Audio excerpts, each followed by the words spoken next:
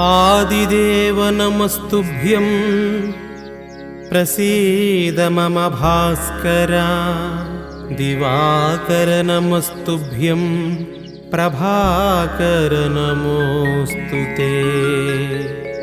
सप्ताश्वरथमारूढं प्रचण्डं कश्यपात्मजं श्वेतपद्मधरं देवं तं सूर्यं प्रणमाम्यहम्।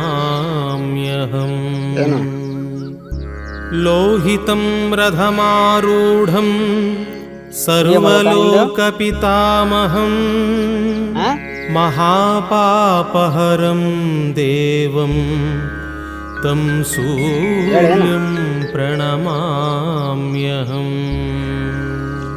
त्रैगुण्यं च महासूरं